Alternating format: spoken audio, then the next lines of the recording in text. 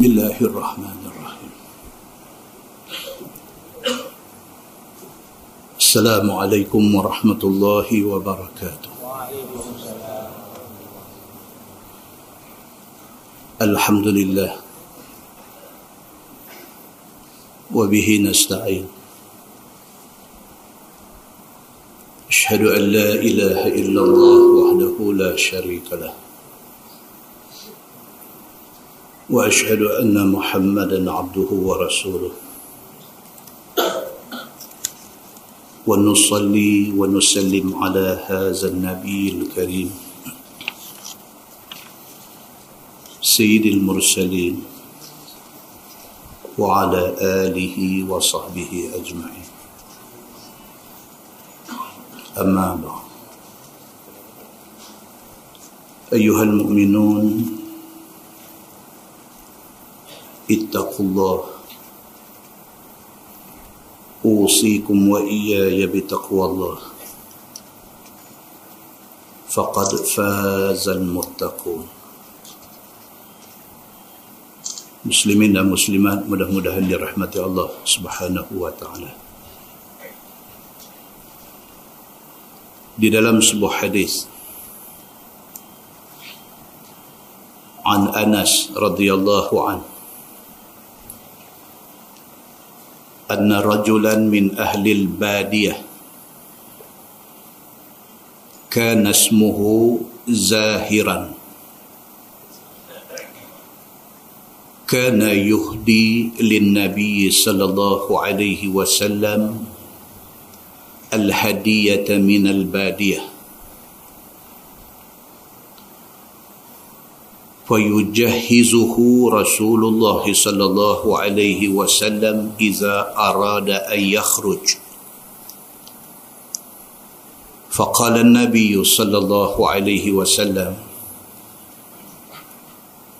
إن زاهرا باديتنا ونحن حاضروه.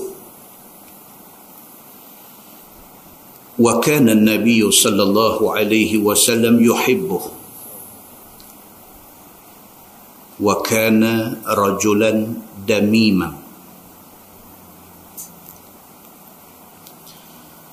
فأتاه النبي صلى الله عليه وسلم يوما وهو يبيع متاعه فاحتضنه من خلفه وهو لا يبصره.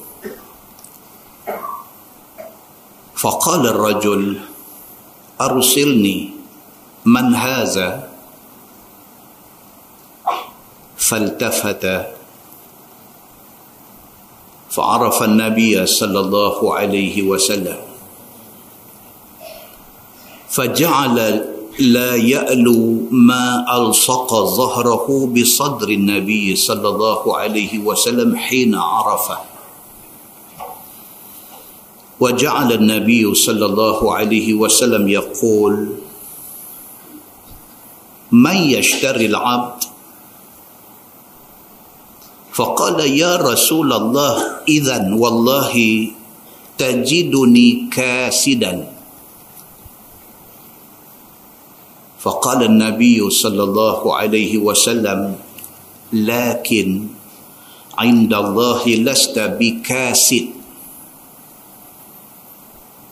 أو قال النبي صلى الله عليه وسلم لكن عند الله أنت غال. أو كما قال. Hadis riwayat Imam Ahmad. Daripada Anas bin Malik radhiyallahu anhu, kata Anas, ada satu laki-laki, dia ni orang Badui. Orang Badui ni orang Ulu. Kana ismuhu Zahiran, nama dia Zahir. Wa kana yuhdi lin Nabi sallallahu alaihi wasallam al-hadiyata min al-badiyah. Satu hari dia pergi jumpa Nabi sallallahu alaihi wasallam, dia bawa hadiah daripada kampung dia. dia orang Ulu, dia bawa hadiah kampung pergi bagi ke Nabi sallallahu alaihi wasallam. Fayujahizuhu Rasulullah sallallahu alaihi wasallam idza arada an yakhruj. Nabi sallallahu alaihi wasallam satu orang yang cukup ikram orang. Ikram ni maksud dia respect. Nabi dia cukup hormat ke orang. Nanti kita baca di Masjid Al-Muttaqin, Bandar Darul Aman, cerita macam mana Nabi sallallahu alaihi wasallam dia ikram orang, dia respect orang macam mana. Tajuk akan datang. Sama dalam kes Badui yang bernama Zahir. Dia bawa hadiah daripada kampung mai jumpa Nabi sallallahu alaihi wasallam. Waktu dia nak balik, Nabi prepare bekal untuk dia balik. Ini yang kata Nabi. Macam kita tuan-tuan, kadang-kadang kita orang kampung susah. Kerja kampung aja, tapi kalau pergi rumah, ya Allah, dia nak suruh kita makan nasi di rumah dia pergi ligan ayam, dia duk bela tu, dia tangkap, dia semelih, masa tu juga dia proses, dia nak buat gulai, dia nak suruh kita makan juga. Lama tempoh kita duduk di rumah dia ni, kita sebut apa semua dia nak bagi. Kita tengok dia ada bela ayam kampung, kita kata kat dia, Haji memang minat ke duk bela ayam kampung? Ustaz minat juga ke? Nak bagi kat kita juga tu. Jangan tegur. Apa kita tegur, dia nak bagi semua. Walhal dia bukan orang senang. Tapi besar hati dia tu tak boleh kita nilai dengan RM2. Nabi sallallahu alaihi wasallam sifat ni sifat Nabi. Bila Zahir, satu Arab Badui, mai jumpa dia, bawa hasil kampung mai bagi dekat dia. Bila Zahir nak balik ni, Nabi prepare, Nabi sediakan bekal untuk Zahir bawa balik. Faqala Nabi sallallahu alaihi wasallam, inna Zahiran badiyatuna wa nahnu hadiruh. Masa dia nak balik, Nabi sallallahu alaihi wasallam kata di depan sahabat-sahabat semua, Nabi kata, hampa tengok Zahir ni, dia ni orang kampung, kita ni orang pekan. Nabi kata, kita duduk di Madinah, Madinah ni pekan. Zahir ni mai daripada tengah padang pasir mana tu, dia Badui, dia orang Ulu. Wa kana an-nabiy sallallahu alaihi wasallam yuhibbu. Anas bin Malik sebagai satu orang yang menjadi khadam Nabi 10 tahun, dia cukup kenal Nabi, dia cukup tahu apa Nabi suka, apa Nabi tak suka, apa Nabi mau, apa Nabi tak mau, dia cukup tahu. Dalam kes hubungan Nabi dengan Zahir ini, Anas bin Malik kata, dia kata, wa kana Nabi sallallahu alaihi wasallam yuhibbu. Anas kata, aku boleh habaq ke hampa satu aja, Nabi sallallahu alaihi wasallam cukup sayang Zahir ni. Wa kana rajulan damiman. Wa kana rajulan damiman. Dan adalah Zahir ini satu orang yang damim. Damim tak segak. Itu kalau Zahir ni satu orang yang damim, dia ni tak segak. Tengok kok penyuruh mana pun tak segak. Orang ni kadang-kadang kita tengok kok depan nampak segak, tengok kok belakang awak dia ni lagu ni. Tengok kok tepi nampak kasar, tengok kok depan jatuh merka balik.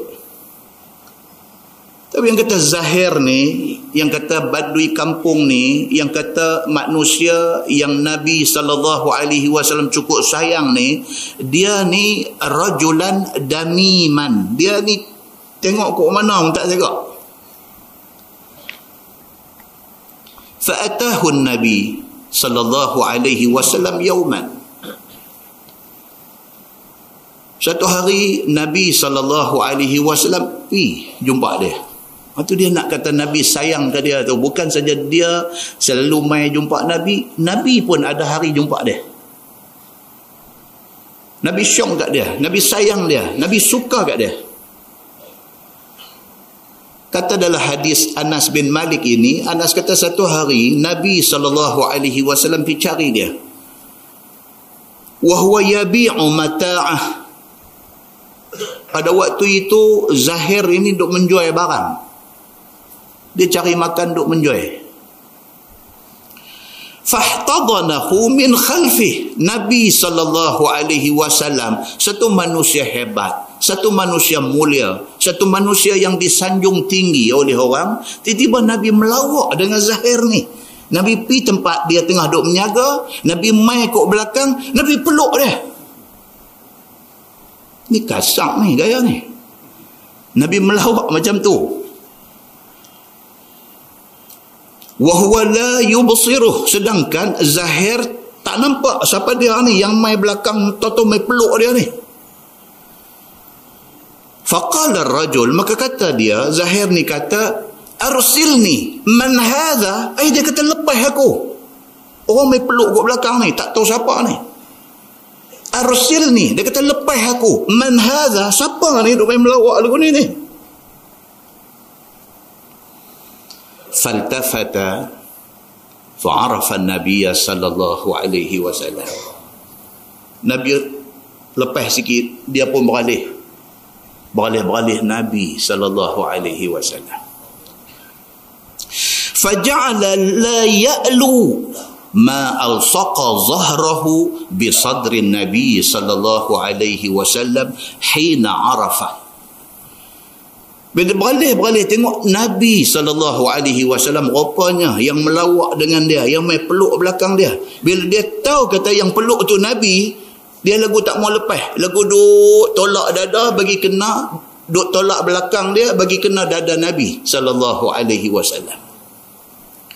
La ya'lu, bahasa Arab ni kalau terjemah maksud dia tak mau ganti.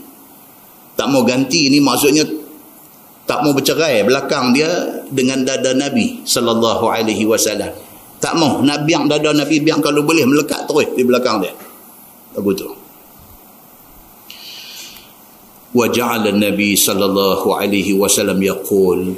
Nabi sallallahu alaihi wasallam bersabda, Nabi kata may yashtari al-'abd. Nabi melawak. Sambil duk tak lepas dia habis ni, Nabi kata siapa nak beli hamba, siapa nak beli hamba, seolah-olah Zahir tu hamba yang nak dijual. Melawak. Faqala Zahir bila dengar Nabi melawak dengan dia macam tu, Nabi kata mai, siapa nak beli hamba mai, ni aku duk pegang satu hamba ni. Faqala, kata Zahir ni, ya Rasulullah, idzan wallahi tajiduni kasidan. Kata Zahir ni, dia kata, wallahi ya Rasulullah, dia kata aku ni kasid. Aku ni tak ada value. Aku ni orang yang tak ada harga. Dia kata aku ni apa? Nak jual apa? Aku ni kasid. Orang putih kata unsellable. Sell tu jual. Unsellable, barang tak boleh jual. Dia, siapalah aku ni? Dia kata satu Arab Badui, orang Hulu, rupa parah tak ada, harta benda tak ada, hidup sari-sari cukup-cukup makan saja. Tiba-tiba satu manusia istimewa. Nabi SAW tunjuk sayang ke dia, tunjuk sayang dalam bentuk melawak dengan dia macam tu. Nabi kata pula mai, siapa nak beli hamba mai, ni doa ada kat. Dia kata, ya Rasulullah, wallahi, demi Allah ya Rasulullah, aku ni orang tak ada harga. Dia kata, siapalah aku ni? Faqala Nabi sallallahu alaihi wasallam, lakin indallahi lasta bikasid. Nabi kata, walaupun kamu kata kamu tak ada harga, tapi aku nak habaq dekat kamu bahawa di sisi Allah Subhanahu wa taala kamu bukan orang yang tak ada harga. Qala, ataupun Nabi SAW kata, lakin indallahi anta ghal. Nabi kata akan tetapi di sisi Allah aku nak habaq bahawa kamu ghal, mahal di sisi Allah. Arab bila dia kata ghal, hadza ghal, mahal ni, ghal. Nabi kata zahir, hang jangan ingat kata hang jangan merendah diri sangat. Hang jangan ingat hang ni tak ada harga, aku nak abad dekat hang, di sisi Allah hang mahal. Nabi kata. Muslimin dan muslimat yang dirahmati Allah sekalian. Kesimpulan dia yang pertama. Jadikanlah diri kita orang yang baik-baik. Satu. Jadikanlah diri kita orang yang baik-baik. Kerana orang baik Allah Subhanahu wa taala dan Nabi sallallahu alaihi wasallam sayang. Dalam sebuah hadis riwayat Ibnu Uqbah bin Amir radhiyallahu anhu, kata dia, sami'tu Rasulullah sallallahu alaihi wasallam yaqul, ya'jabu rabbak min ra'i ghanam fi ra'si syaghiyatil jabal yu'adhdhinu bis salah wa yusalli fayaqulu Allah azza wa jal unzuru ila 'abdi hadha yu'adhdhinu wa yuqimu as-salah yakhafu minni qad ghafartu li 'abdi wa adkhaltuhul jannah, atau kama qal, hadis sahih riwayat An-Nasa'i. Daripada Uqbah bin Amir radhiyallahu an, kata dia, aku dengar Nabi sallallahu alaihi wasallam bersabda. Nabi kata, ya'jabu rabbuka min ar-ra'i ghanam fi ra'si syadhiyatil jabal. Nabi kata, Tuhan kamu bangga dengan satu orang penggembala kambing. Nabi SAW kata, aku nak amak dekat hampa bahawa Tuhan kita, dia bangga walaupun kawan ni satu orang ra'i ghanam, satu orang pembela kambing. Bela pula kambing fi ra'si syadhiyatil jabal. Nuh, duk bela kambing di puncak gunung tu, puncak bukit tu. Yu'adhdhinu bis salah wa yusalli. Walaupun dia satu orang penggembala kambing, satu orang yang masyarakat tengok dia tak ada apa dia ni, satu orang yang nobody, satu orang yang orang tak kenal dia, satu orang yang bukan orang yang masyhur, orang yang popular, dia satu penggembala kambing, duk gembala kambing pula di kawasan yang isolated, kawasan yang tak ada orang, duduk bela kambing dia dengan kambing-kambing dia saja. Tapi dia satu orang manusia yang Nabi kata yu'adhdhinu bis salah, masuk waktu dia bang walaupun dia seorang, duk bela kambing di bukit noh, tak ada siapa, tak ada manusia seorang pun, masuk waktu yu'adzin, dia bang, wa yusalli, dia sembahyang. Fayaqulu Allah azza wa jal, kata Nabi sallallahu alaihi wasallam, Allah berfirman,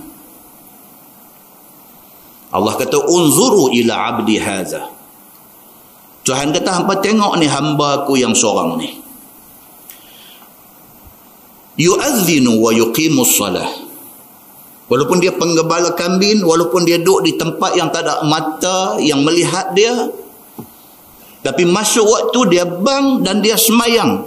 Yakhafu minni. Tuhan kata dia walaupun kerja bela kambing, tapi dia takut aku.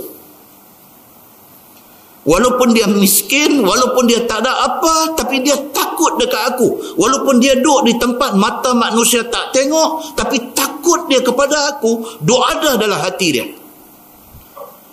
Qad ghafartu li abdi. Tuhan kata, aku ampunkan dosa hamba aku ini.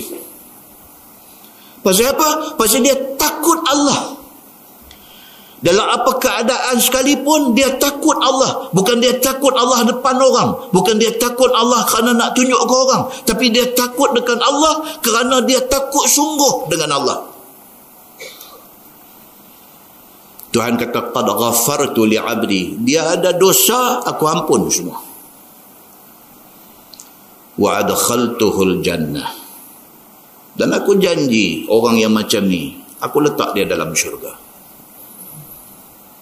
Hadis itu hadis sahih, riwayat An-Nasai. Muslimin dan muslimat yang dirahmati Allah sekalian. Kesimpulan yang kita nak habaq ialah, kita tak perlu jadi orang yang terkenal. Kita tak perlu jadi orang besar. Kita tak perlu jadi orang yang disanjung orang. Memadai kita jadi orang yang dikenali oleh Allah dan penduduk langit. Jadi orang baik-baik ni tidak rugi. Siapa kata tak rugi tuan-tuan? Kalau kita jadi orang baik, kita jadi orang soleh, kita akan didoa oleh seluruh orang Islam yang sembahyang. Orang sembahyang bila baca tahiyat, dia nanti baca Assalamu alayna wa ala ibadillahi salihin. Itu doa. Semua orang yang semayang, dia akan baca dalam tahiyat dia, Assalamu alayna, ya Allah ya Tuhan, bagilah selamat kepada kami hak duk semayang ni, wa ala ibadillahi salihin, dan bagilah selamat kepada semua hamba Allah yang salihin. Kalau kita dapat pingat tu, pingat orang saleh daripada Allah subhanahu wa ta'ala, automatik kita masuk dalam doa ni. Tuan-tuan boleh bayang tak, satu hari berapa kali kita baca tahiyat? Satu hari semayang fardu saja, berapa kali kita baca tahiyat? Subuh sekali, Zuhur 2 kali, Asar 2 kali, Maghrib 2 kali, Isyak 2 kali. Jumlah berapa? Takkan matematik tu pun susah kot. Muslimin dan muslimat yang dirahmati Allah sekalian, 9 kali. Tuan-tuan bayangkan orang Islam dalam dunia hari ini ada lebih kurang 1.65 bilion orang. Ikut statistik yang paling latest kata, orang Islam dalam dunia ada 1.6 billion, 1.65 billion orang. Bayangkan 1.65 bilion orang, sehari 9 kali doa minta supaya Allah subhanahu wa ta'ala bagi selamat kepada ibad, kepada hamba-hamba Allah yang salihin. Doa ni dapat kalau sekiranya kita dapat pingat saleh daripada Allah subhanahu wa ta'ala. Maksud dia apa tuan-tuan? Maksudnya kalau sekiranya kita jadi orang yang saleh, kita bukan sahaja diingati oleh penduduk bumi, jauh lebih besar kita diingati oleh Allah subhanahu wa ta'ala. Di dalam kitab Al-Mu'jam Al-Awsat, dia buat satu hadis. Dia cerita tentang isteri kepada Abu Darda. Dia kata, khataba Muawiyah bin Abi Sufyan Ummad Darda ba'da wafati Abi Darda. فقالت أم الدرداء إني سمعت أبا الدرداء يقول سمعت رسول الله صلى الله عليه وسلم يقول أيما امرأة توفي عنها زوجها فتزوجت بعده فهي لآخر أزواجها وما كنت لاختارك على أبي الدرداء فكتب إليها معاوية فعليك بالصوم فإنه محسمة. Maksud dia kata selepas kewafatan Abu Darda. Kita pernah dengar nama Abu Darda? Sangat popular. Siapa dia ni? Abu Darda ni sahabat Nabi. Abu Darda ni asal-asal Yahudi. Dia asal-asal orang Yahudi daripada Bani Khazraj. Asal. Masuk Islam lepas perang Badar. Bila berlaku perang Badar, lepas itu Abu Darda masuk Islam. Lepas dia masuk Islam, dia jadi sangat ekstrim dalam beribadat. Nabi pernah mempersaudarakan Abu Darda dengan Salman Al-Farisi. Dia kata akhan Nabi sallallahu alaihi wasallam Salman wa Abu Darda. Nabi telah mempersaudarakan. Nabi isytihar, ini dua orang, aku isytiharkan mereka saudara. Salman satu hari pergi rumah Abu Darda nak ziarah dia, dia tak ada di rumah, yang ada bini dia. Bini dia bila tengok Salman mai, Salman satu orang yang telah diisytiharkan menjadi saudara Abu Darda suami dia oleh Nabi, bila tengok Salman mai, Ummu Darda ni, isteri Abu Darda, terus mengadu kepada Salman. Dia kata, Salman, tolong syak nasihat kawan hang ni, Abu Darda ni, suami aku ni. Dia ni tak mau dah dengan dunia lah ni. Aku ni, bini dia pun, dia abaikan aku. Dia tak peduli dah kat aku lah ni. Duk syak dia balik, kemudian jadi cerita antara dua ni. Dia panggil bini dia, suruh hidang makan dekat Salman. Dia kata, Salman makanlah. Dia kata, Salman kata, mai makan sekali. Oh, dia kata, dah, aku puasa. Salman kata kat dia, kalau hang puasa, hang nak suruh aku makan, aku tak mau makan. Melainkan hang makan, baru aku makan. Mengenangkan Salman Al-Farisi ni dah dijadikan saudara dengan dia oleh Nabi, dia pun tak puasa makan. Malam tu Salman tidur rumah dia. Saat dia bangkit nak semayang, Salman kata kat dia, Abu Darda, awal lagi, tidur dulu, saat lagi kita bangkit. Dia tidur, saat dia bangkit, dia nak semayang. Salman kata, tidur dulu, subuh lambat lagi. Duk saat dia nak bangkit pula, kacau.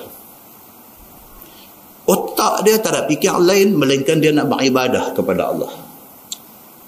Tahap dia dah jadi ekstrim. Dia jadi dah sangat-sangat nak beribadah. Sampai menyebabkan habis. Dia tinggal dunia, dia tinggal bini dia, dia tak peduli semua. Dia duk kira ibadah. Selepas itu Salman pergi jumpa Nabi sallallahu alaihi wasallam, pergi cerita dekat Nabi, lalu Nabi sallallahu alaihi wasallam menasihatkan Abu Darda. Ni yang kata Abu Darda ni. Macam tu punya orang, macam tu punya sifat pun pada zaman Sayyidina Osman bin Affan jadi khalifah. Sayyidina Osman lantik Abu Darda jadi gubernur di Syria. Osman pasal orang macam ni lah kena lantik jadi pemimpin. Dia tak pandang dunia. Dia tak pandang apa benda pun. Dia tak jadi satu orang yang lahap duit. Kalau orang nak derma kat dia, itu saya cakap mana. Pasti dia tak memandang dunia. Muslimin dan muslimat yang dirahmati Allah sekalian. Osman pilih dia, Osman suruh dia jadi gubernur di Syria. Telajak, bukan pasal apa? Telajak. Dia wafat tahun 32 Hijrah. Dia wafat sebelum peristiwa ataupun kejadian Sayyidina Osman mati dibunuh oleh pemberontak. Dia wafat dulu. Isteri dia Ummu Darda ni orang segak. Orang segak. Selepas kewafatan Abu Darda ni, Muawiyah bin Abi Sufyan yang kemudiannya menjadi khalifah. Selepas wafat Osman, naik Sayyidina Ali, naik Muawiyah bin Abi Sufyan. Muawiyah bin Abi Sufyan bila dia jadi khalifah, dia jatuh berkenan kepada Ummu Darda. Dia hantar rombongan pergi nak meminang Ummu Darda ni. Dia nak meminang, nak ambil buat isteri dia. Ini cerita dalam Al-Mu'jam Al-Awsat ini. Khataba Muawiyah bin Abi Sufyan Ummu Darda ba'da wafati Abi Darda. Lepas dah wafat Abu Darda, Muawiyah pi nak meminang Ummu Darda. Faqalat Ummu Darda, inni sami'tu Abu Darda yaqul. Bila mai pinangan tu mai dekat dia, Ummu Darda, isteri Abu Darda ni kata apa? Dia kata, aku ingat lagi arwah suami aku. Abu Darda ada kata bahawa sami'tu Rasulullah sallallahu alaihi wasallam yaqul, suami aku Abu Darda ni bagi tahu, kata dia pernah dengar Nabi sallallahu alaihi wasallam bersabda, Nabi kata, ayyumma imra'atin tuwfiya anha zawjuha fatazawwajat ba'dah fahiya li akhir azwajiha. Suami aku, arwah suami aku bagi tahu, dia kata Nabi ada bagi tahu. Nabi kata orang perempuan kalau lepas suami mati, dia pergi menikah dengan laki lain, di hari akhirat esok dia akan duduk dengan laki hak penghabis. Wa ma kuntu lakhtarak ala Abi Darda. Dia kata, Muawiyah, I'm very sorry. Dia kata, pasal apa? Aku tidak akan sekali-kali memilih engkau untuk jadi teman aku di syurga esok, kerana aku tetap nak duduk dengan Abu Darda. Itu dia. Pasal apa jadi macam ni tuan-tuan? Pasal Abu Darda ni bagus. Mak-mek kita di rumah ke, kalau kita jalan kita selamatlah, kawan lain kau namai selamatlah, dia kata, dia pergi kat kawan baru lah. Pasal apa? Pasal kita jemuan. Kita jemuan dalam rumah, kita duk ada, dia serabut perut dengan kita ni, tak tahu nak abang, kita jalan, kawan lain kau namai, alhamdulillah. Kawan kau namai ni habaq pula kata ni, kalau terima pinangan saya ni, you akhirat esok tak ada dah dengan roh tu. Alhamdulillah. Alhamdulillah. Dia kata. Abu Darda yang tadi kita kata dia ekstrim, dia extremely dalam hal beribadah ni, dia sangat ekstrim. Bini walaupun disudut tu bini, tapi sayang kat dia. Pasal apa? Pasal dia orang bagus. So kata isteri dia apabila Muawiyah main meminang, dia kata, I'm very sorry, aku tidak boleh menerima hang. Dia kata, pasal apa? Pasal aku nak di sana esok, aku dengan dia lagi, aku dengan Abu Darda lagi. Fakatabaha ilaiha Muawiyah. Muawiyah ni pun dah, dia satu steady punya orang ni, meminang. Kawan ni boleh tolak? Tak apa, dia tulis satu surat. Kalau zaman lah WhatsApp, hantar WhatsApp pergi. Dia hantar satu surat pergi dekat Ummu Darda. Dia kata, fa'alaiki bisawm fa'innahu mahsamah. Dia kata, tak apalah, kalau hang tak mau terima pinangan aku, hang kena banyak puasa. Dia kata, pasal puasa ni boleh mengekang nafsu. Dia kata untuk padahal dia yang nak dagat untuk muslimin dan muslimat yang dirahmati Allah sekalian. Yang saya nak abang dalam mukadimah kita pada malam ini ialah kita pakat-pakat usaha jadi orang baik. Kerana orang baik ni bukan sahaja manusia sayang. Allah Subhanahu wa taala sayang kita. Dan kita berhak mendapat doa setiap orang Islam apabila orang Islam sembahyang dan bertasyahud. Assalamu alayna wa ala ibadillahis salihin. Gedebuk kata doa tu mai kat kita kalau kita betul-betul saleh di sisi Allah Subhanahu wa taala. Mudah-mudahan muqaddimah itu memberi manfaat kepada kita insya-Allah. Kita menggunakan Bahrul Mazi jilid 12. Bahrul Mazi jilid 12, muka surat 191. Muka surat 191, masalah makan di dalam capah dan menyapunya cuci-cuci. Malam ni dia nak mai cerita, kata kita bila makan dalam apa bekas sekalipun, selepas makan dia suruh kita palit.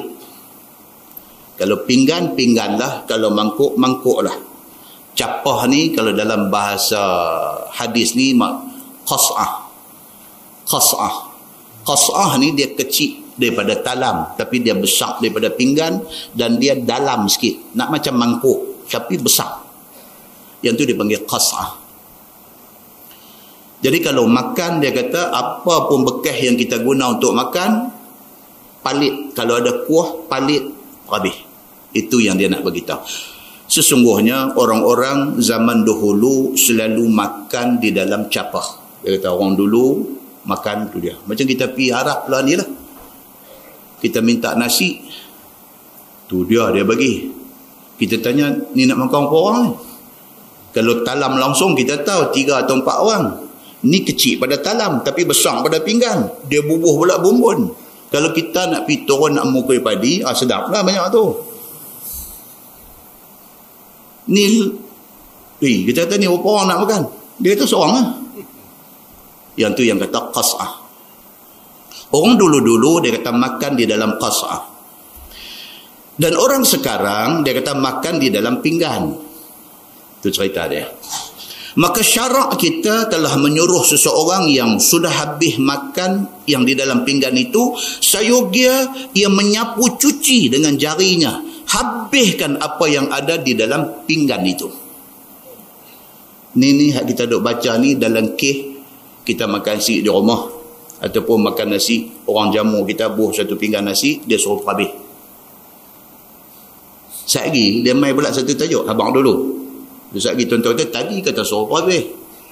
Sekejap lagi dia nanti mai pula satu tajuk pula, cerita situasi yang berbeza, satu keadaan lain.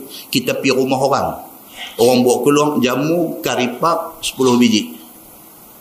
Hak tu pula sekejap lagi tajuk sekejap lagi ni, kalau panjang umur tak mati sampai habis kitab ni. Sekejap lagi dia nanti bagi tahu pula, kalau dalam kes macam tu pula jangan berhabis pula. Tu yang kata Islam cantik dia di situ. Tengok situasi, tengok keadaan, tengok macam mana. Pasal apa? Kalau kita pergi di rumah orang jamu kita, dia buat keluar mai karipak 10 biji, mungkin 10 biji itu anak dia duk tunggu nak makan sekejap lagi. Pasal apa? Pasal ada pun 10 tu aja. Pergi jamu dekat Syekh ni pula, dia pun tak makan lagi. Dia kata Masjid Sultanah dah abang kenapa habis? 10 biji karipap dia bagi habis. Lepas tu dia kata ni Ustaz Samsuri yang suruh habis. Ni situasi ataupun keadaan kita duk baca lah ni, keadaan kita makan nasi di rumah, sepinggan tu jangan tinggal sebiji nasi pun, bagi habis. Sekali kita baca lain. Baik, dia kata syarak telah menyuruh satu orang yang sudah habis makan tu, kalau sekiranya ada apa-apa sisa di pinggan yang dia makan tu, palit dengan jari, perhabis semua sekali. Walaupun kuah sekalipun, palit bagi perhabis. Jangan jadi terbuang masuk di dalam pinggan yang hendak dibasuh. Jangan dia pergi duduk tempat nak basuh pinggan, buang habis. Segala nasi tak habis buang di situ, segala tok kuah, segala cucuk udang, segala semua. Jangan. Dia kata jadi macam tu. Tuan-tuan, Malaysia di antara negara yang membuang makanan paling banyak. Malaysia. Sisa-sisa pepejal, sisa-sisa sampah yang ada di tapak pembuangan sampah tu, hampir separuh makanan. Sebab hari ini kalau tuan-tuan pergi di sebelah Shah Alam, daripada start dah. Makan tak habis, dia charge extra. Ada dah di Shah Alam ni, tak semua kedai tapi ada dah kedai. Saya pergi hari itu tengok dia bagi satu notis besar di situ tulis, kalau makan tak habis charge extra akan dikenakan, which is very good. Perempuan saya kata ni apa ni, saya tanya ni bagus. Pasal apa? Pasal kita orang Melayu terutamanya tamak ni mengalahkan haji bakhil. Tamak. Kalau kita pergi makan buffet, kita tambun atas pinggan tu, sampai budak kerja hotel tu tengok, dia pegang dada, astagfirullah. Kita bubuh dalam pinggan tu sampai nak tumpah kat tepi ni, punya duk bubuh ni. Macam kalau kita tak bubuh tu sekali lagi tak ada dah benda nak makan ni. Ramai tu. Makan sekali lagi tak habis. Tinggal. Maka sisa makanan yang dibuang oleh penduduk Malaysia ni cukup banyak. Pasal apa? Kita orang Islam, kita diajak supaya jangan membazir, tapi kita membazir. Tamak pun ada, membazir pun ada. Muslimin dan muslimat yang dirahmati Allah sekalian. So malam ni kita jumpa, dia bagi tahu, dia kata jangan macam tu, jangan sampai saat lagi masa nak basuh pinggan ada banyak lagi makanan dalam pinggan yang nak kena buang. Jangan, dia kata. Kerana itu ditegah oleh syarak. Bermula dalil dia menunjukkan atas suruh sapu cuci makanan yang ada dalam pinggan itu adalah hadis yang dikeluarkan oleh Imam At-Tirmizi. Kata dia, an Ummi Asim qalat dakhala alaina Nubayshah al-khair wa nahnu na'kulu fi qas'ah فحدثنا أن رسول الله صلى الله عليه وسلم قال من أكل في قصعة ثم لاحسها, boleh baca lahasah, istaghfarat lahu al-qas'ah. Itu hadis dia. Diriwayatkan daripada Ummi Asim radhiyallahu anha, katanya telah masuk ke atas kami seorang daripada sahabat Nabi sallallahu alaihi wasallam. Telah masuk ke atas kami seorang daripada sahabat Nabi sallallahu alaihi wasallam, nama dia Nubayshah al-Khair. Dia mai kepada sahabat duduk-duduk ni, Nubayshah al-Khair ni, Nubayshah al-Khair tu nama dia. Macam sahabat kita Jamil al-Khair. Tu nama dia. Yang ni Nubayshah al-Khair. Masuk mai satu orang yang bernama Nubayshah al-Khair. Dia ni tabi'in, dia bukan sahabat. Dia ni tabi'in. Nama betul dia Nubayshah bin Abdullah bin Amru. Nama betul dia. Dipanggil dia Nubayshah al-Khair. Dia mai. Dan ketika itu kami tengah duk makan di dalam qas'ah. Kami duk makan dalam bekas tu. Apabila dilihat oleh dia akan kami ni duk makan dan dalam hal itu, maka dia mai duduk sekali. Nubayshah ni mai tengok sahabat-sahabat Nabi tengah duk makan, dia mai duduk sekali dengan mereka ni. Dan berkhabarlah dia kepada kami bahawasanya Nabi SAW bersabda, siapa makan di dalam qas'ah ini kemudian disapunya cuci dengan jari dia, nescaya meminta ampun baginya oleh qas'ah itu. Dia kata, siapa makan palit sampai habis licin. Kata Nubayshah, Nabi pernah bagi tahu dekat kami, dia kata dapat riwayat tu mai dekat kami sebab dia tabi'in, dia tidak jumpa Nabi, dia dapat daripada sahabat bagi tahu Nabi kata macam tu, siapa yang makan kemudian palit sampai licin, bekas makan tu, mangkuk tu, pinggan tu, minta ampun kepada Allah untuk kita. Dia kata masalah sikit aja. Apa dia tuan-tuan? Hadis itu dhaif. Hadis itu dhaif. Tuan-tuan tengok sana dia tulis hadis itu gharib. Gharib ni adalah hadis dhaif. Hadis dhaif ni hadis ke tak? Hadis. Dia tidak boleh guna untuk buat hujah ketika kita berhujah, tetapi dia boleh digunakan untuk buat amalan. Kerana hadis dhaif itu adalah hadis. Dalam bab-bab yang macam ni, bab-bab yang melibatkan adab dan sebagainya, hadis dhaif boleh diamalkan. Muslimin dan muslimat yang dirahmati Allah sekalian. Kata ulama, Nabi SAW bersabda, makan di dalam qas'ah itu, tetapi tidak maksud sabdanya itu tertentu di dalam qas'ah sahaja. Ulama beritahu, jangan saat lagi kita piduk sempit otak. Piduk kata kalau makan dalam pinggan tak termasuk dalam hadis ni. Hak nikih hanya makan dalam qas'ah. Dah, ulama kata bukan itu maksud dia. Bahkan siapa makan dalam apa bekas sekalipun, baik pinggan, baik mangkuk, baik qas'ah atau apa sekalipun, makan bagi habis apa yang ada di dalamnya. Ulama beritahu. Okey. Jangan pula ada tinggal sisa-sisa yang boleh diambil. Biarlah nampak seperti cuci pinggan itu oleh kerana habis kita makan. Dia kata. Dan kata At-Tirmizi, bermula itu hadis gharib ataupun dhaif. Begitu. Kata Imam Nawawi rahimahullahu ta'ala, sunat menyapu cuci akan bekas makan dan barang yang seumpamanya daripada pinggan Dan kata Imam Al-Ghazali lagi, setengah daripada adab makan itu ialah menyapu cuci akan sisa-sisa makanan yang ada di dalam pinggan dan seumpamanya. Semua ulama kata macam tu, makan bagi habis. Baik, tajuk baru, bab fi karahiyatil akli fi wastit ta'am. Ni pula satu tajuk baru. Dia kata kalau kita makan, jangan duk hanggau pihak jauh daripada kita. Kalau makan, ada satu hidang depan kita. Saya kata apa bulan lepas? Kalau ditakdirkan, depan kita tu sampai belacan dengan timun. Hak itulah dulu. Hak itulah dulu. Kerana silap kita pergi duduk tang tu ke? Kerana kawan nak makan talam dengan kita, pusing talam bagi mai hak tu kat kita ke? Itu tak tahu. Tapi kita duduk tengok timun. Timunlah aku malam ni. Mula dengan timun. Bukan maksud tak boleh makan hak lain. Mula dengan timun. Saya tengok-tengok timun, terus langkah pergi ayam kari balik sana.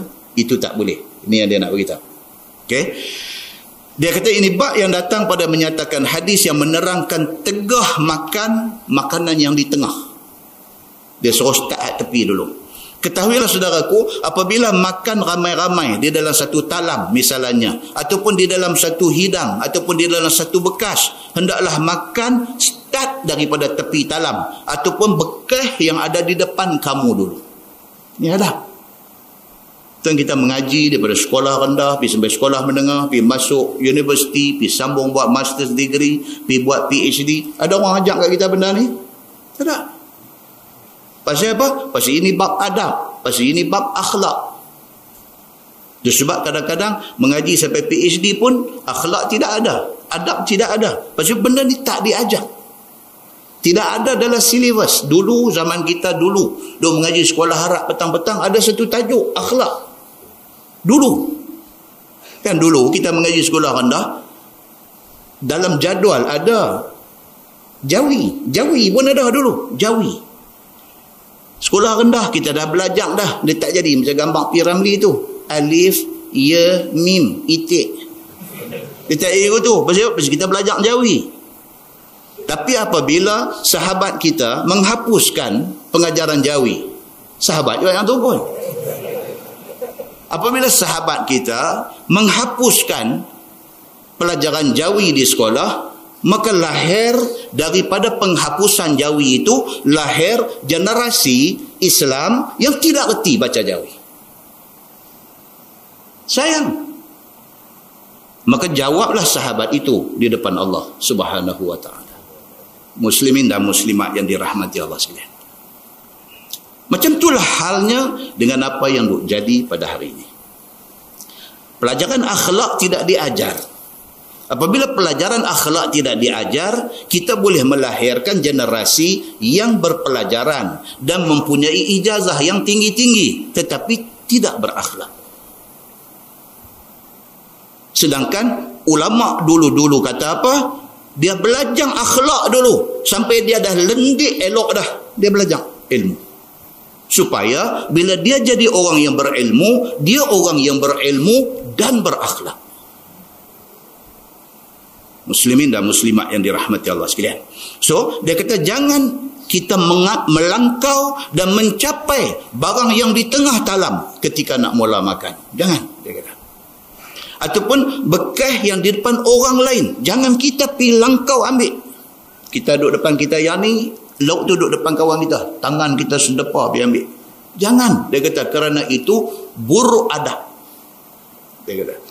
Kerana yang demikian itu membencikan dan meluatkan orang kepada kita. Orang jadi, dia ni tengok, nampak macam orang domai macam tu. Nampak macam religious, nampak macam orang yang beragama.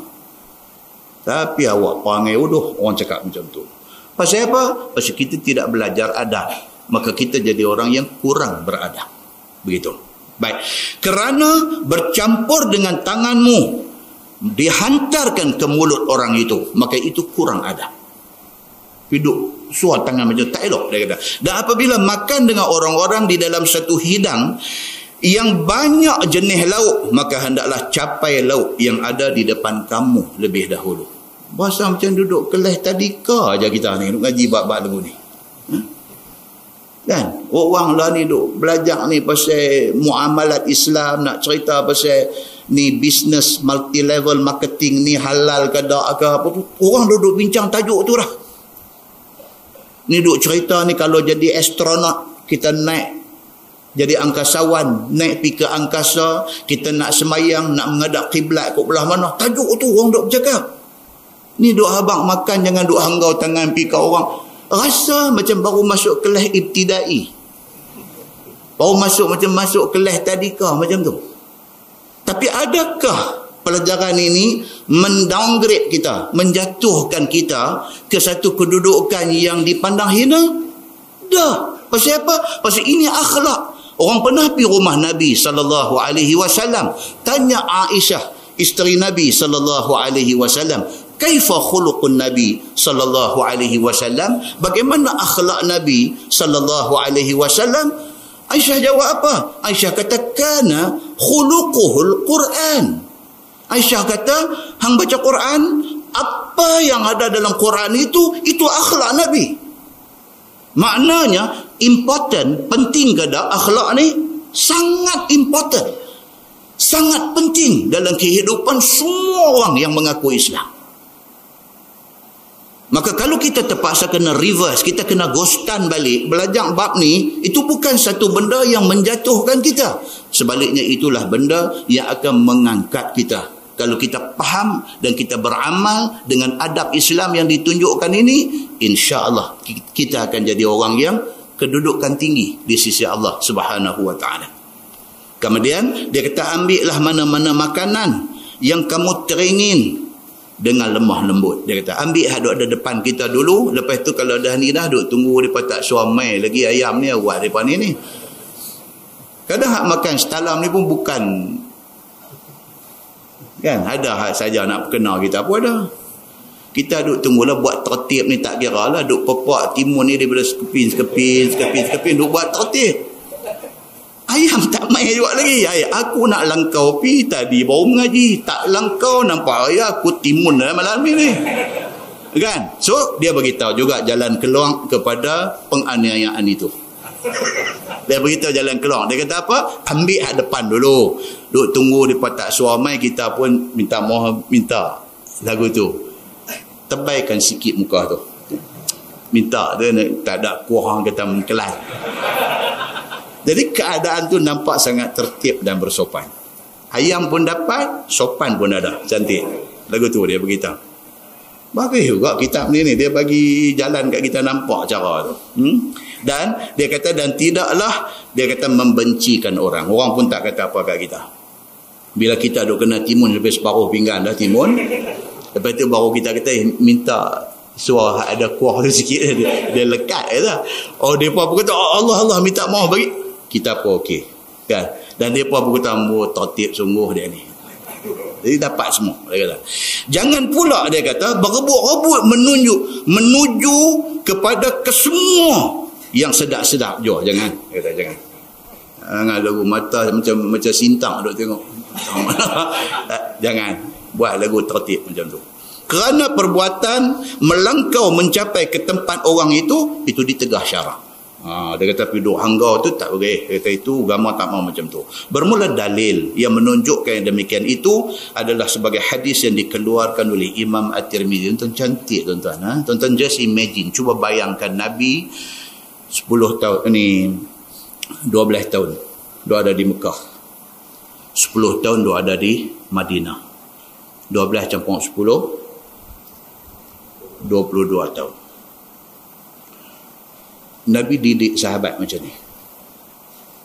Duk didik sahabat ni dengan Quran, dengan didikan Nabi sallallahu alaihi wasallam, sehingga lahir satu generasi. Dia panggil jil. Jil bahasa Arab maksudnya generation. Jilun Quraniyun farid.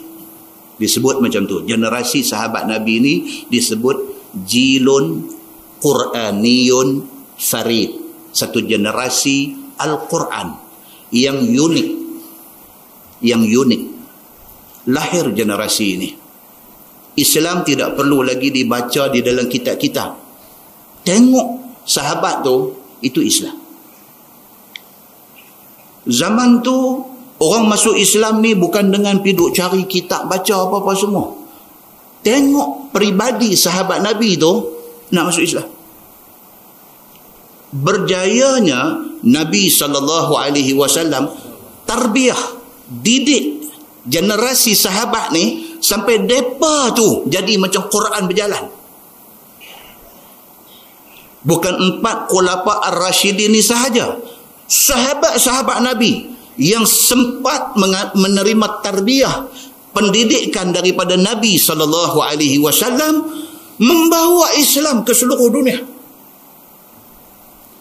Sa'ad bin Abi Waqqas pergi sampai ke China, bawa Islam pergi sampai ke China.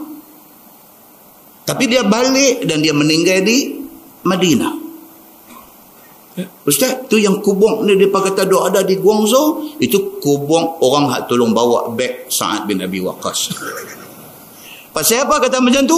Pasal hadis yang sahih menceritakan Sa'ad bin Abi Waqqas dia wafat di Madinah, dan dia wafat, isteri Nabi minta supaya mayat dia dibawa ke masjid untuk turut disembahyangkan oleh isteri-isteri Nabi ridwanullah alaihinna ajma'in. Maka menunjuk kata dia tidak mati di China, dia mati di Madinah. Tapi nak habaq kata dia sampai ke China membawa Islam, dan Islam sampai di China dulu daripada mai kat kita di tanah Melayu. Mereka dapat Islam dulu, dan bilangan umat Islam di China lebih ramai daripada bilangan orang Islam yang ada di Malaysia pada hari ini.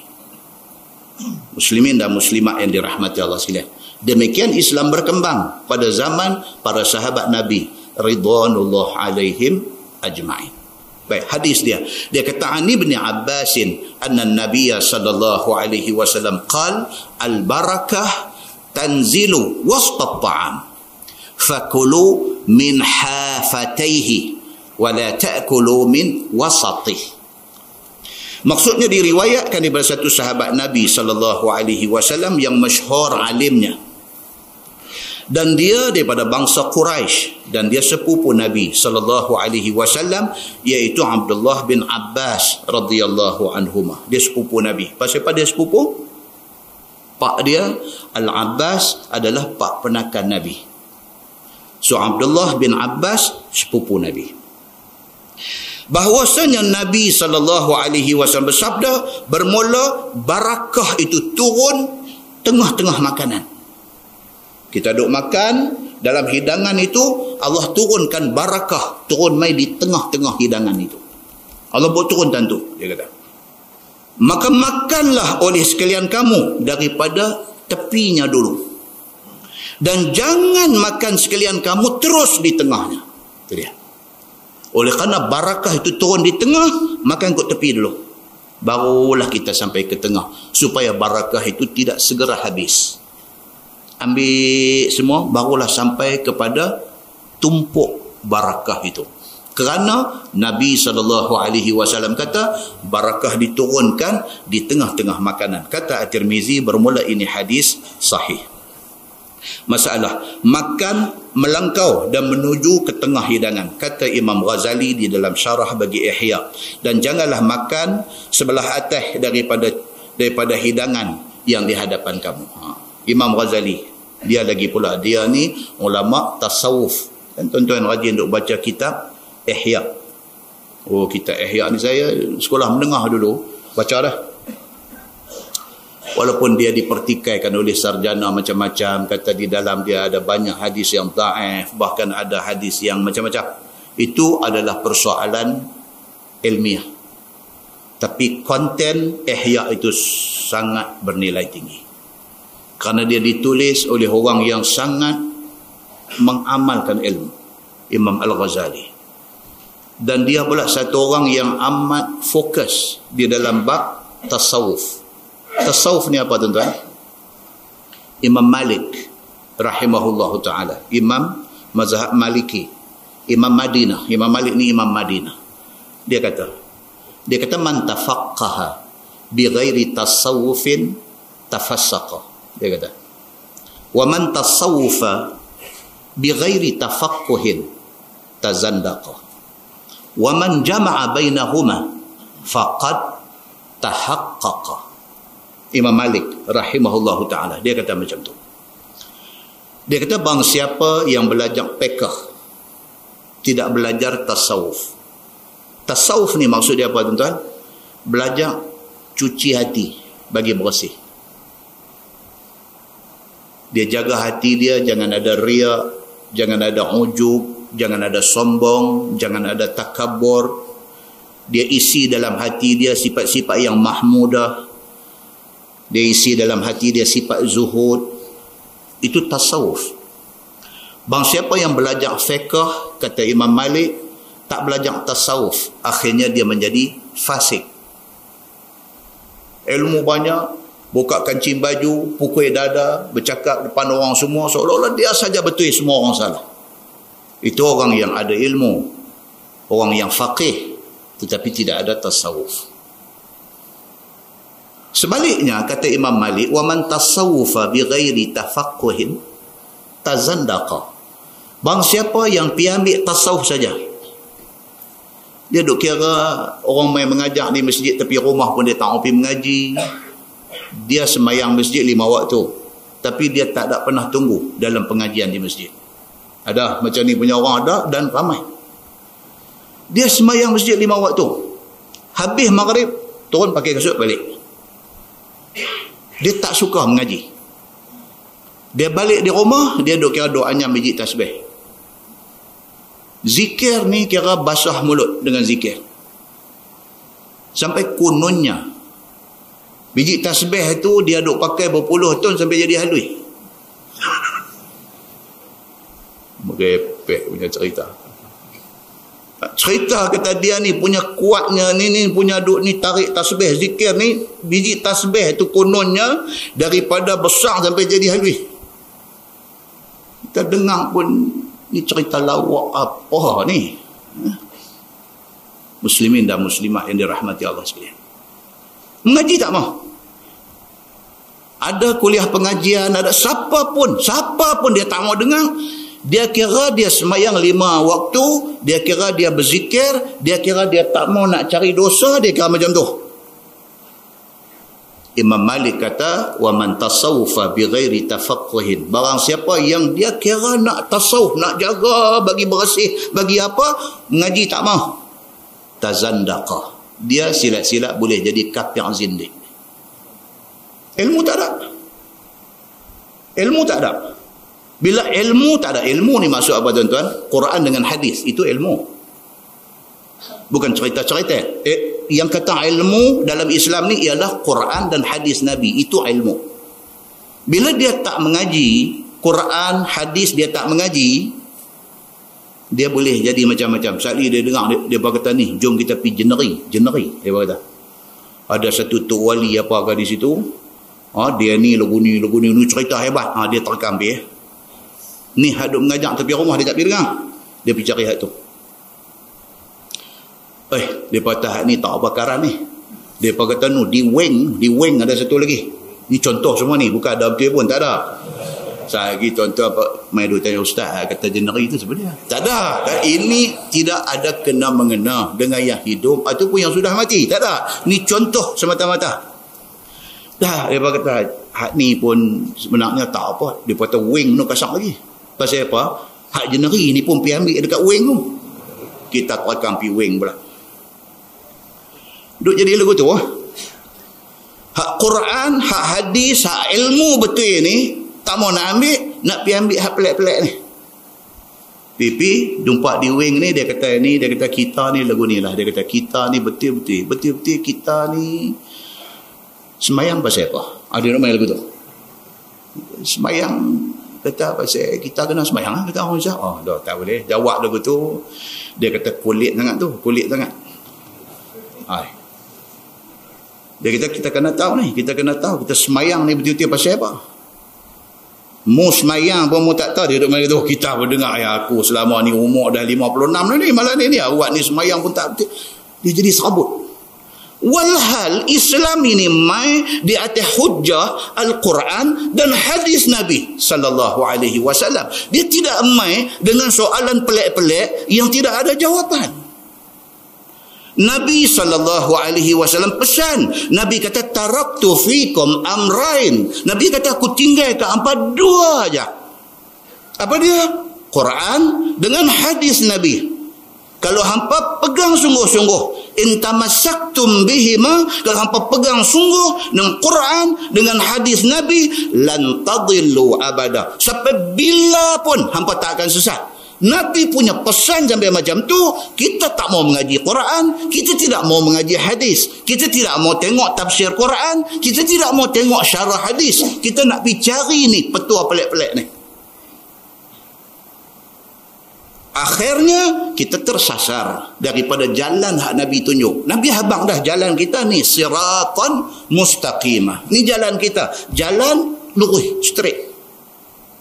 Nabi kata jaga baik-baik. Dalam hampa nak berjalan atas jalan yang sirat, jalan yang mustaqim ini, kiri kanan yang tiada duk panggil hampa. Nabi kata nanti ada duk panggil. Balik kanan dipanggil, balik kiri dipanggil, dengan macam-macam ajaran yang mengelirukan dan memeningkan kepala kita. Nabi kata jangan peduli dengan panggilan ni semua. Straight. Kita ni, jalan kita ni nama jalan Quran dan jalan hadis Nabi sallallahu alaihi wasallam. Kalau nak main habang kat kita, kita nak tahu ada dalam Quran kah? Kalau nak main habang kat kita satu-satu amalan, kita nak tanya ada dalam hadis kah? Hadis ni hadis apa? Hadis sahih kah tak kah? So hadis ni pun macam-macam. Kalau kita mengaji bidang hadis, kita ambil ilmu mustalah hadis, kita jumpalah hadis-hadis maudhu', hadis-hadis palsu ni pun berkenjah ada. Dan kajian oleh ulama hadis pula mendapati punca dokmai hadis-hadis palsu ni pasal apa? Dia ada pasal dia. Pasal apa? Pasal kawan yang memperkenalkan hadis palsu tu nak cari nama satu.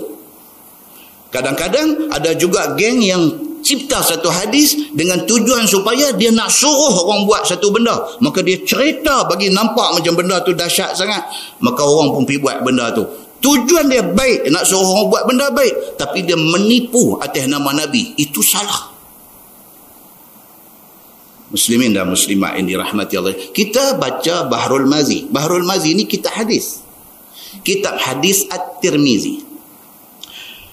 Syekh Idris Al-Marbawi, dia ambil hadis-hadis At-Tirmizi ni, dia tulis syarah kepada hadis ni. Hak dia tulis ni bukan dia karang sendiri. Dia pergi berguru dekat guru dia. Guru dia ajak, dia duk dhabit, dia duk tulis. Berapa kali dia khatam ni semua hadis Tirmizi ni, barulah dia buat keputusan dia nak tulis, jadikan kitab. Maka lahirlah kitab Bahrul Mazi, jilid 1 sampai jilid 22. Dan dia bagi tahu kat kita dalam banyak-banyak hadis At-Tirmizi ni ada hadis yang dhaif. Dia bagi tahu kat kita hadis ni gharib, hadis ni dhaif. Dia habaq kat kita. Muslimin dan muslimat yang dirahmati Allah sekalian, kita tidak silap di dalam menjadikan kitab ini sebagai teks kepada pengajian kita. Muslimin dan muslimat yang dirahmati Allah sekalian. So Imam Al-Ghazali ini tokoh hebat. Tokoh hebat. Apa kata dia? Di dalam syarah kitab Ihya dia kata, dan janganlah makan sebelah atas daripada hidangan yang dihidangkan di depan kamu. Jangan terus langkau pergi ambil hak jauh. Imam Ghazali pun kata macam tu. Maka itu makruh, akan sebagai makruh tanzih atas qaul yang asah, dia kata. Kalau kita gagak hangau tangan pergi nak ambil itu makruh. Dia kata itu tak elok, tak cantik. Taklah haram, tapi tak cantik buat macam tu. Elok dia habang kat kita. Baik. Dan ada qaul yang mengatakan haram. Imam Ghazali kata bahkan ada yang mengatakan haram buat macam tu. Pasal apa haram? Pasal ada hadis Nabi larang. Bila kita buat benda hak Nabi larang, haram. Ada pendapat kata macam tu. Dia kata. Dan jangan makan dengan menuju di tengah-tengah talam. Jangan. Dia kata start makan terus ambil hak jauh. Jangan. Dia kata Imam Al-Ghazali. Dia cukup beradab Imam Al-Ghazali. Tuan-tuan, kalau dia ada lagi lah ni. Kalau Imam Al-Ghazali ni masih ada lah ni, saya tak tahulah macam mana kita nak ambil ilmu daripada dia. Dia ni satu orang manusia yang ilmu bagai lautan. Muslimin dan muslimat yang dirahmati Allah sekalian. Jika tidak diketahui rida orang yang makan sama-sama, kita tak tahu ni hak makan dengan kita ni dia suka tak suka, kita duk buat perangai, duk cekup yang tu yang ni, jangan, dia kata. Dan jika kita tahu bahawa orang-orang yang makan sama-sama kita tu semua jenis yang sama, yang ni cantik, ni semua jenis dia ni langkah kono, semua jenis flyover. Hak makan dengan kita ni rangkap tu memang cantik, dia bubuh empat jemuan semua. Dia ni terus pergi balik sana, dia ni main flyover ke bawah ni, dia ni main masuk pula ke celah ni masuk. Kalau semua ada dalam talam tu jenis flyover semua, apa kata Imam Al-Ghazali, maka tidak jadi haram dan tidak jadi makruh pun. Dia kata kalau kita jenis macam tu, mulut cari geng kita. Tengok, okey, jom semua flyover, semua pergi. Imam Ghazali kata kalau semua duduk satu talam tu semua jenis tu, tak ada cerita makruh, tak ada cerita haram. Ikut suka hampa lah, hampa nak buat macam mana. Baik, tajuk baru, dia kata bab ma jaa fi karahiyati akli thum wal basal wal karas. Itu bab yang datang pada menyatakan tegah makan bawang putih mantah dengan awet. Sebab sekali lagi nanti cerita, kalau hak tak mantah tak apa. Itu sebab dia beritahu di situ, dia kata fi karahiyati akli thum. Dia kata dilarang dan ditegah kita makan bawang putih mantah. Dalam masyarakat India, tuan-tuan, saya punya sahabat dulu masa duduk mengaji universiti dulu, dia ni tak tahu apa hal dengan dia kira bisui ni subuk dengan dia. Sekali dia naik atas dai, sekali dia naik tepi telinga, sekali dia main turun bawah biak mulut, sekali dia pergi hinggap ke tepi hidung. Kira bisui ni kira duk main kat muka dia sampai jahanam muka dia ni. Nampak ada jadi, Allah, dia kata jadi pula picit meletup di kecermin lekat setumpuk di situ apa semua lega berlubang pi, dia ambil ubat apa sampai dia alhamdulillah, dia kata apa siapa alhamdulillah punat keluar dia kata. Tak ada minggu depan dia naik tahun ni pula. Tak habis-habis. Last dia pergi dekat klinik universiti. Itu klinik kan, doktor India, doktor perempuan India, dia pergi bagi satu petua kat budak ni. Dia doktor, dia suruh makan pulak bawang merah, bawang merah, koyak ambil hak tengah tu, pulak ni apa bahasa surat dia apa, pular ke? Pasal ni masalah Zoom kuliah ni, orang sandakan, orang kudat, orang apa gitu. Apa dia duk tanya laki dia pula, laki pula orang miri. Kudat tanya miri tak tahu apa.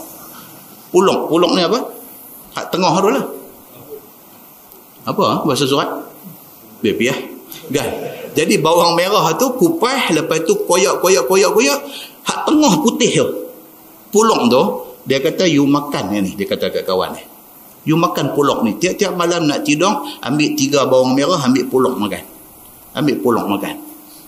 You buat dalam masa sebulan. And then you see what will happen. Dia ni pun balik main duk asrama. Hari pasal malam ya, India punya baru balik. Kata ni apa? Bawang merah anak masak ke apa ke? Rupanya nak ambil pulak tu. Alhamdulillah, tuan-tuan, hilang. Dia punya masalah dia apa, duk naik bisui merata muka ni, hilang dengan izin Allah Subhanahu wa ta'ala. Nampak? Ini mungkin salah satu ubat lah. Baik, yang tu tak tepi, kita baca ini dulu. Okay? So dia kata makan bawang merah mantah ni dilarang. Dia kata ketahuilah saudaraku, barang yang berbau busuk itu tidak seyogia dimakan akan dia. Oh, bukan pasal bawang tu, tapi pasal bau. Pasal bau. Jadi Syekh ni dia makan sebelum tidur, betul dia tidur, bangkit pergi esok dia gosok lagi, tak apalah lah. Jangan nak main kuliah ni pergi lepas pulang tu. Jadi bau. Dia kata bau tu yang tak bagus. Melihat ke apabila telah hilang bau busuknya. Jadi kalau dah sampai makan hilang bau busuk, okey balik. Kerana tidak siapa suka mencium bau busuk itu, istimewa malaikat Allah. Masalah ni yang Islam tak mau orang bau-bau busuk ni pasal apa? Pasal malaikat dia tak suka busuk. Malaikat dia tak suka busuk tu, dia tak suka. Kita bagus Ustaz, kita biar busuk selalu, kita umur panjang. Sebab malaikat maut tak mai. Yang mai busuk dia tadi, tak boleh busuk, kita jadi umur. Malaikat maut hang duduk dalam jamban pun dia mai. Dia tak kira. Ni masalah duk cerita ni malaikat apa? Jibril bagi Nabi SAW, malaikat Jibril duk turun mai wahyu dan sebagainya. Jibril tak boleh dengan benda-benda busuk ni. Dan juga malaikat kiraman katibin, raqib dan atid. Dia tetap ada, tapi dia tak suka apabila kita busuk. Begitu. Maka dengan kerana bau busuk itu, ditegah oleh syarak makan bawang mentah, dan juga ditegah kita makan kucai, dan ditegah kita makan petai, dan seumpama yang busuk-busuk itu. Kita dilarang makan benda-benda busuk ni pasal apa? Pasal bau tu. Bila kita nak pergi masjid, kita mengganggu dan kita merosakkan khusyuk orang yang semayang kiri kanan kita. Kita rosakkan. Dia ni takbir Allahu Akbar, kita ni pula ni tak kira insya lagi. Kan? Ar-Rahmanir-Rahim. Bagi. Allahu Akbar. Kawan sebelah ni khusyuk dah hilang, dia duk main geram pula lagi. Sekali lagi aku siku bagi dia ni. Kita punya pasal hamba Allah ni punya semayang pun rosak sekali. Tetapi adakah tegah itu tegah haram ataupun makruh? Maka boleh dapat tahu daripada masalah yang akan datang ni. Baik, now kita nak tahu benda tu ditegah. Tapi tegah ni dia boleh jadi dua. Dia boleh jadi haram, dia boleh jadi makruh. Benda tegah tidak boleh jadi sunat, tidak boleh jadi wajib. Dia boleh jadi sama ada haram ataupun makruh. Benda suruh ni dia boleh jadi wajib ataupun sunat. Itu kaedah dalam usul fiqh. Dia punya kaedah dia macam tu. Macam mana kita nak tahu tegah ni haram? Apabila tegahan itu disusuli dengan ancaman azab. Misalnya tegah tu jadi haram. Habis kalau tegah saja tapi tak bagi tahu kata siapa buat ni masuk neraka ke apa, itu jadi makruh. Itu kaedah dalam usul fiqh. Dia main macam tu. Baik. Dan bermula dalil yang menunjukkan atas tegah makan bawang mentah itu adalah hadis di dalam Sahih Muslim dan di dalam Sahih Bukhari, dan begitu juga di dalam At-Tirmizi. Ada mengeluarkan hadis itu. Dia kata an Jabir radhiyallahu anhu qala Rasulullah sallallahu alaihi wasallam man akala min hadhihi qala awwala marrah ath-thum. Diriwayatkan daripada satu sahabat Nabi SAW, nama dia Jabir bin Abdullah radhiyallahu anhuma. Kata dia sabda Nabi SAW, siapa makan daripada ini pohon, Nabi kata, ni siapa makan benda ni, Nabi tunjuk ke pokok bawang. Nabi tunjuk, siapa makan ni benda daripada pokok ni, dan sabda Nabi SAW, awal-awal kali, hak mula sekali, Nabi sebut bawang putih. Nabi tunjuk pokok bawang putih. Nabi kata siapa makan daripada ni, pokok ni. Dan Nabi kata as-sum, bawang putih. Nabi sebut mula sekali. Summa qala as-sum wal basal wal kurrath fala yaqrabna fi masjidina. Itu hadis dia. Kemudian daripada itu sabda Nabi SAW, iaitu siapa yang makan bawang putih, bawang besar dan kucai. Nabi sebut tiga tu. Maka janganlah ia hampir ke dalam masjid kami ini. Nabi kata, siapa makan benda ni, tak usah mai sembahyang jemaah. Nabi kata, pasal apa? Pasal kalau mai sekali lagi, dia ganggu orang lain. Nabi tak bagi. Tu zaman apa tu? Zaman tak ada rokok. Kalau ada rokok, ingat Nabi buat apa, tak tahu, dia suruh Sayyidina Umar tunggu dengan ikut pari ke apa, nanti pari atas belakang. Kalau petai, kalau apa ni pun jadi masalah, rokok ni lebih lagi tuan-tuan. Nah, muslimin dan muslimat yang dirahmati Allah sekalian. Maka apabila dicium bau busuk itu, dia kata janganlah kamu datang ke dalam masjid kami ini, kerana malaikat itu selalu datang kepada aku. Nabi kata malaikat selalu duk mai jumpa Nabi dan datang masuk ke dalam masjid untuk jumpa Nabi. Maka apabila diciumnya bau busuk itu, maka pergi jauh oleh malaikat itu. Apa pasal itu? Nabi kata, dia tak bagi orang yang busuk-busuk ni mai ke masjid. Kata At-Tirmizi, ini hadis hasan lagi sahih. Dan pada bab ini, ada riwayat daripada Sayyidina Umar, dan daripada Abi Ayyub Al-Ansari, dan daripada Abi Sa'id, dan Jabir bin Samurah, dan Qurrah bin Iyas Al-Muzanni, dan Ibni Umar. Ini pun satu, Iyas bin Muawiyah bin Qurrah Al-Muzanni ini. Ini orang hebat juga dia ni pun. Tu yang 9.5 hari tak ada nak habis. Ni masalah dia. Kita kalau tak cerita, saat lagi kita tak tahu, dia tak apa syok. Bila kita tahu tu, syok sikit. Iyas bin Muawiyah bin Qurrah Al-Muzanni. Dia ni bukan sahabat Nabi, dia tabi'in. Dia ni beranak tahun 46 Hijrah. Beranak tahun 46 Hijrah. Beranak di Yamamah, belah Najat di Yamamah. Kecil-kecil cerdik dah. Yang kata Iyas bin Muawiyah ni kecil-kecil cerdik dah.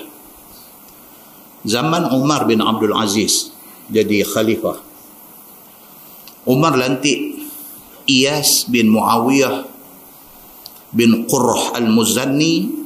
Umar bin Abdul Aziz lantik dia bagi jadi hakim, bagi jadi qadi di Basrah.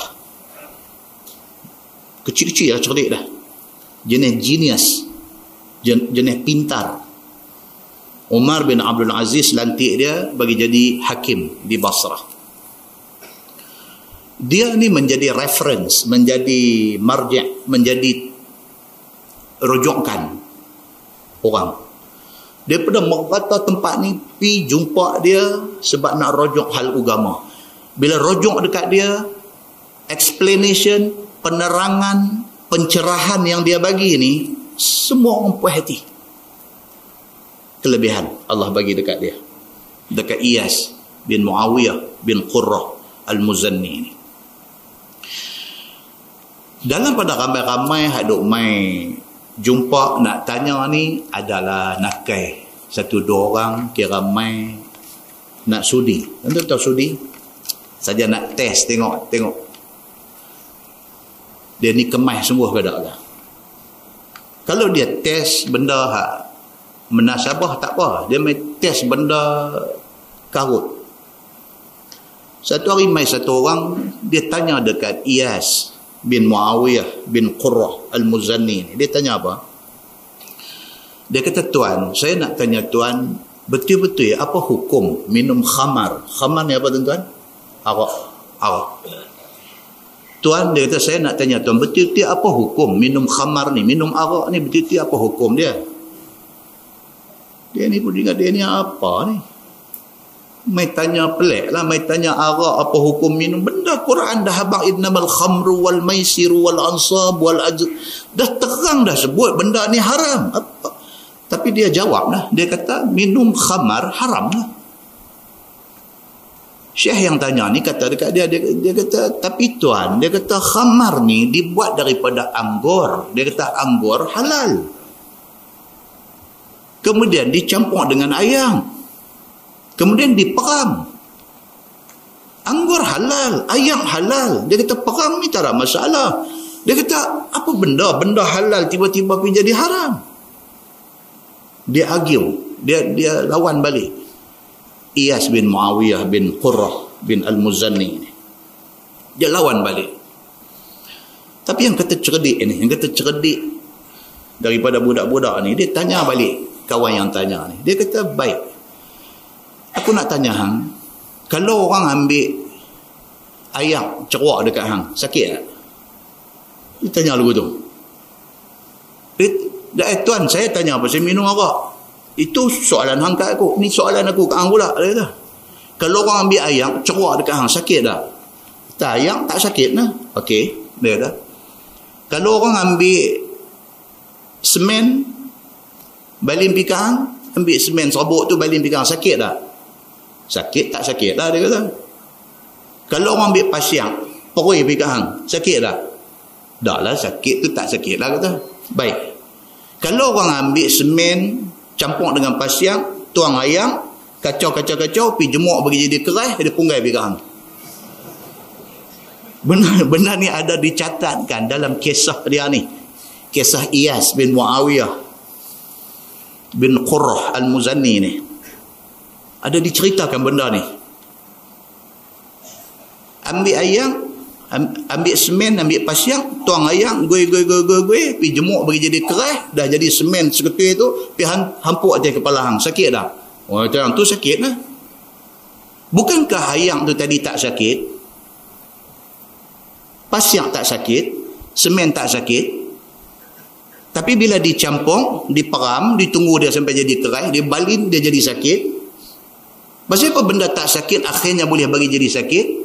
Oh, dia kata memang hal itu. Macam itulah khamar. Dia kata anggur tu tak haram. Ayak yang campur dengan anggur tu tak haram. Dia kata peram. Tapi bila minum jadi mabuk, itu yang haram. Dia kata. Oh, balik itu ya. Tuan-tuan, ada orang kadang-kadang kita berhujah dengan dia dengan Quran, dengan hadis tak jalan. Bila main hujah macam ni, hujah mantik orang panggil, hujah logik akal, dia nganga tu macam pi gitu ya. Kita dulu di Malaysia, kita ada satu tokoh yang pandai dalam bidang ni, iaitu almarhum Ustaz Fadil Noh. Itu dia bidang dia handal dalam mantik ni. Untuk ingat Tuan Guru Ustaz Fadil Noh macam mana petah berbicara, otak dia pick up cepat. Bila dia bagi ceramah, tuan-tuan tak pernah dengar ceramah dia. Bila dia bagi ceramah, tuan-tuan boleh sampai hari ni, tuan-tuan boleh masuk dalam YouTube saja-saja nak lepas dendam dekat dia, teringat dekat dia, tuan-tuan type Ustaz Fadil Noh, tulis itu. Parlimen, tulis itu. Tuan-tuan boleh tengok sampai hari ini dalam YouTube macam mana dia debate di dalam parlimen nak bercakap tentang satu-satu isu. Cara cakap dia dengan cara mantik yang dia gunakan, hujah dia dan sebagainya, dia boleh membuatkan parlimen semua diam dengar. Parlimen diam dengar. Kalau ada satu orang bangkit nak kilas dia pun, dia jawab balik kawan tu dia. Kelebihan ni Allah Subhanahu wa taala bagi dekat Allah yarham. Allah bagi dekat dia. Benda macam ni ada kepada Iyas bin Muawiyah bin Al-Qurrah Al-Muzanni. Dia ada. Tak apa cerita macam tu? Sikit takkan tak boleh. Kan? Baik. Dia kata, makan bawang kemudian masuk dalam masjid. Balik cerita bawang balik. Makan bawang, lepas tu masuk dalam masjid. Dia bukan pasal apa. Bila duk main bawang kucai ni nampak mata lagu nak main lagu nak terlentang. Dia bawa main cerita Ustaz Fadil Noh, lagu macam ni main buka balik. Cukup, balik bawang balik. Dia kata makan bawang kemudian masuk dalam masjid. Kata Imam Nawawi rahimahullahu ta'ala dalam syarah Muslim. Terang-terang dia kata, tegah orang makan bawang putih dan seumpamanya daripada masuk dalam masjid. Maka inilah mazhab ulama semuanya. Oleh kerana hadis tadi very obvious, terang jelas bagi tahu Nabi SAW kata, siapa makan ni, pokok ni, tunjuk dekat pokok bawang putih, jangan masuk dalam masjid kami. Oleh kerana hadis itu sangat jelas, sangat terang, maka tidak ada ulama yang salah faham benda ni. Semua ulama kata makan bawang putih mentah jangan masuk masjid. Begitu. Melainkan barang yang dihikayatkan oleh Al-Qadhi Iyad daripada setengah daripada ulama, bahawasanya tegah itu tertentu kepada masuk masjid Nabi SAW.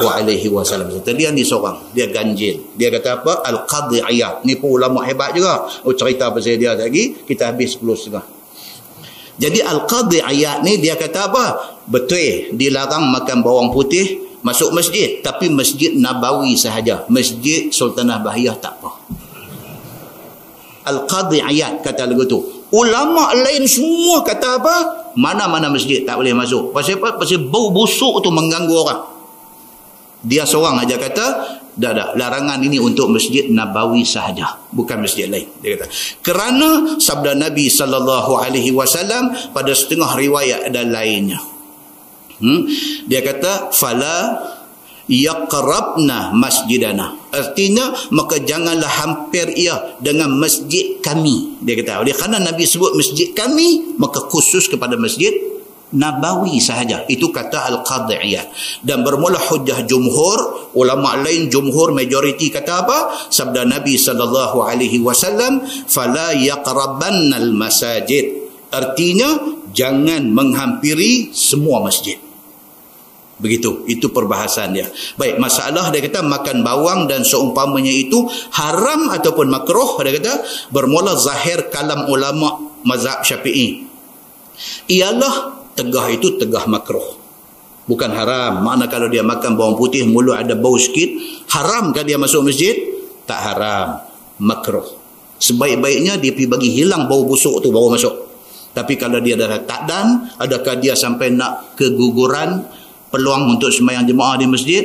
Dah, dia boleh juga sembahyang, tetapi makruh kerana dia mengganggu orang. Kata Imam Nawawi di dalam syarah Muslim, bahawasanya ini tegah ialah tegah mai ke masjid, bukannya tegah makan bawang putih dan bukannya tegah makan bawang besar dan sebagainya. Jangan duk salah faham pula, piduk kata bawang putih haram pula. Bukan haram ataupun dilarang orang yang makan bawang putih mentah ni mai ke masjid, bukan diharamkan makan bawang putih. Itu pun nak bagi clear. Saya kira dia salah faham. Kerana tanam-tanaman itu halal dengan ijma' orang yang membilangkan halalnya. Benda yang tanam selagi dia tidak memudaratkan kesihatan, dia tidak haram. Begitu. Dan telah dihikayatkan oleh Al-Qadhi Iyad daripada Ahlu Zahir, haram makan bawang dan sebagainya. Dia ni dia buat pelik pada orang. Dia kata tak boleh masuk masjid Nabi aja, masjid lain tak apa. Ni pula dia kata apa? Dia kata tak, yang haram ni bawang tu haram, tak boleh makan. Dia ada pergi lugu tu pula dah. Nah, dia pendapat dia sama dengan pendapat Ahlul Zahir, ulama yang berpegang pada zahir ayat. Begitu. Baik. Dan dia kata dan bermula hujah jumhur, iaitu sabda Nabi SAW pada hadis dalam bab bicarakan qul fa inni unaji man la tunaji. Jumhur pegang hadis ni. Artinya, makan dah engkau, maka bahawasanya aku mengadap orang yang tidak kamu mengadapnya. Nabi kata begitu. Nabi kata bawang ni hampa nak makan, makanlah. Aku tak boleh makan. Pasal apa? Pasal aku ada nak mengadap, aku ada nak jumpa dengan orang yang hampa tak jumpa. Siapa maksud Nabi? Malaikat. Nabi kata bawang ni aku tak boleh makan. Pasal apa? Pasal aku nak jumpa malaikat. Malaikat tak suka busuk. Hampa kalau nak makan, hampa makanlah. Tapi kalau hampa makan pun, masjid jangan mai kalau boleh. Macam tu. Baik. Iaitu malaikat Allah Subhanahu Wa Taala akan dihadap oleh Nabi SAW. Maka dengan kerana aku tidak makan, bukanlah bermakna haram kamu semua makan akan bawang itu. Dan sabda Nabi SAW lagi, ayyuhan nas innahu laisa li tahrim ma ahallallah. Wahai manusia, kata Nabi, tiadalah aku mengharamkan barang yang dihalalkan Allah kepada hamba. Allah tidak haramkan bawang, maka aku tidak boleh mengharamkan bawang. Cuma bawang ni busuk. Kalau nak makan, jangan lepas makan bawang mentah terus main masjid. Kerana hampa mengganggu orang lain nak semayang. Itu maksud dia. Boleh clear? Masalah makan bawang busuk baunya tak habis-habis lagi, kita tangguh bulan depan pula, insyaAllah. Lepas ni insyaAllah tuan-tuan, dia masih sikit lagi main cerita tentang ni. Cuma dia akan expand tajuk ni daripada bawang kepada benda lain yang mempunyai illah, yang mempunyai sebab yang sama. Contohnya apa? Ni yang akan datang insyaAllah. Dia akan cerita kalau orang gigi buruk pun serupa, jangan duk main semayang di masjid. Gigi buruk. Gigi buruk ni apa? Busuk. Ataupun orang yang hidung ataupun telinga menanah. Ni pun satu. Main semayang, Allahu Akbar, duk turun cerik main kot ni. Nanah duk turun main kot telinga ni. Pasal apa? Pasal masa kecil dulu dia pergi sumbat biji cenderai apa tu dalam telinga dia.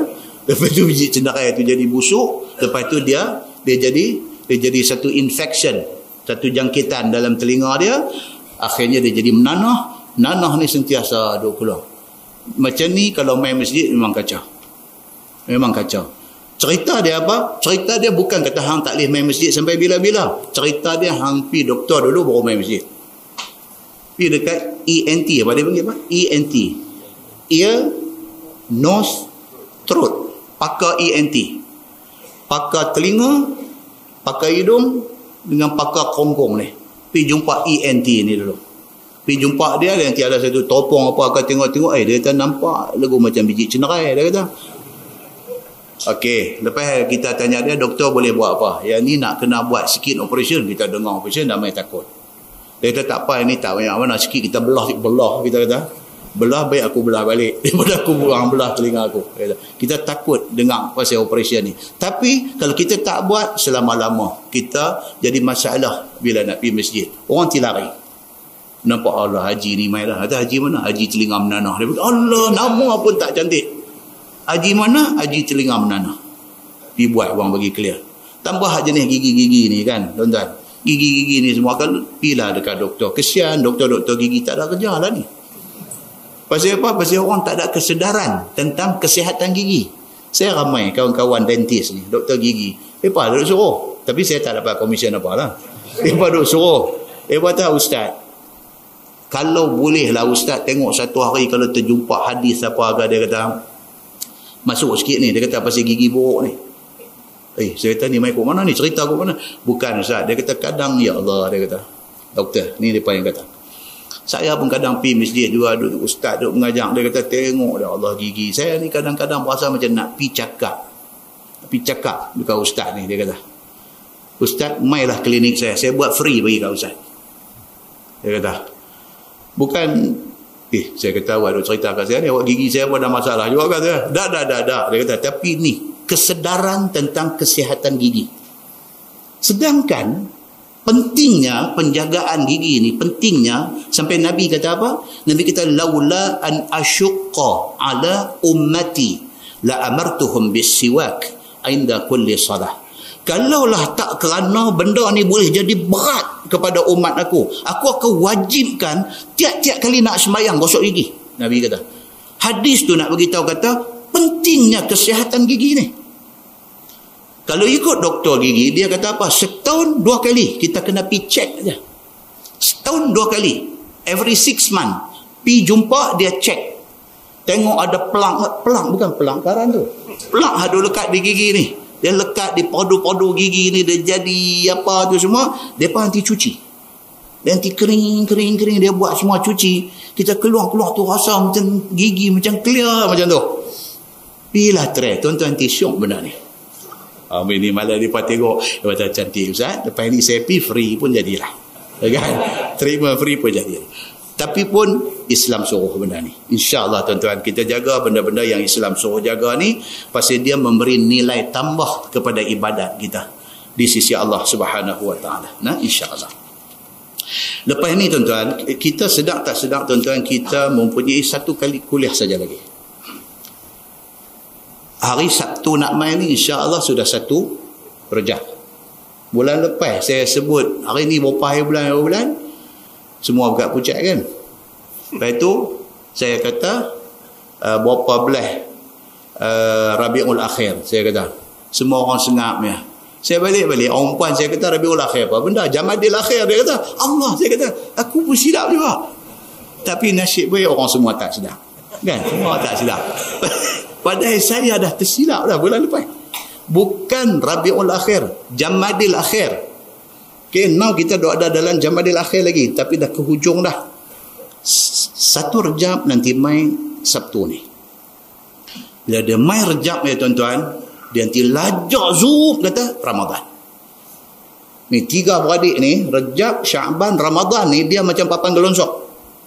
Kita pijak aja 1 Rejab, dia nanti serui pi bulan puasa. Nah, abang kata kuliah kita sekali lagi bulan depan. Sekali lagi insya-Allah, kalau tak ada apa sekali saja lagi. Dan kuliah yang akan datang tajuk yang cukup menarik. Tu nak abang kata suruh mai juga lah tu. Tajuk yang cukup menarik dan mai cerita pasal satu sahabat Nabi. Hadis ni khusus cerita pasal dia saja. Pasal dia dengan Nabi sallallahu alaihi wasallam, sahabat yang bernama Abu Ayyub Al-Ansari. Oh tuan-tuan, satu tokoh hebat, tokoh besar. Hebat dia ni apa dia tuan-tuan?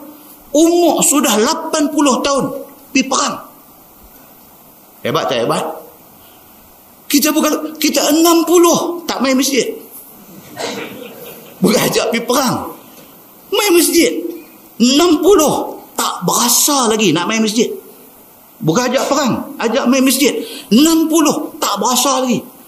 Tak mau main pasal apa? Dia kata payah, parking payah. Alasan parking payah, dia tak mau main masjid.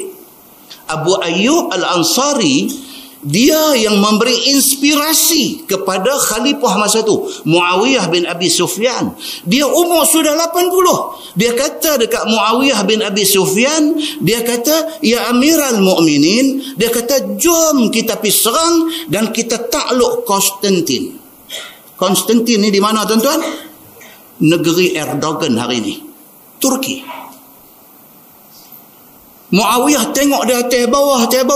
Hang ni 18 ke 80 ni. Dia bagi idea ajak pergi serang Konstantinopel. Akhirnya khalifah kata okey. Dan dia kata saya nak pergi. Ni hebat ni yang kata Abu Ayyub Al-Ansari. InsyaAllah kita nanti tengok dia ni apa hebat dia lagi ni. Dan istimewa dia yang lagi satu yang kita jangan lupa apa dia, ketika Nabi hijrah dari Mekah mai ke Madinah, Nabi sampai di Madinah ni, tala'al badru alaina min thaniyatil wada' ni, sambut Nabi ni. Semua penduduk Madinah ni kira nak sangat Nabi mai tidur rumah mereka. Pasal Nabi mai, Nabi tak ada tempat nak duduk. Masing-masing ni available, sedia sangat. Kalau Nabi kata boleh tak saya tumpang tidur, jangan kata duduk terus pun tak apa.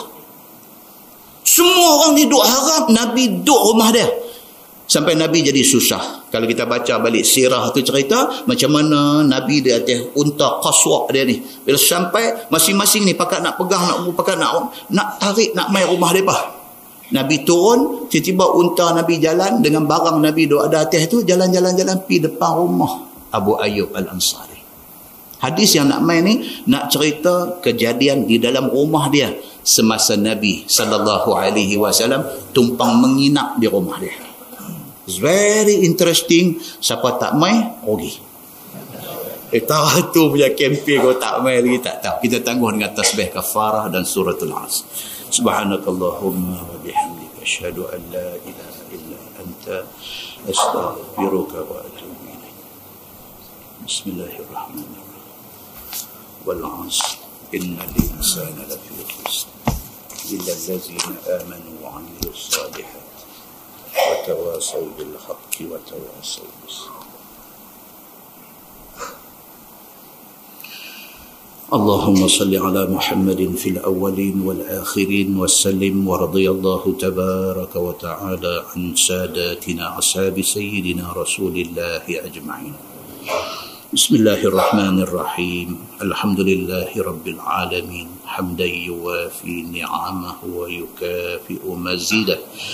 يا ربنا لك الحمد كما ينبغي لجلال وجهك الكريم وعظيم سلطانك. رضينا بالله ربا وبالإسلام دينا وبمحمد نبيا ورسولا.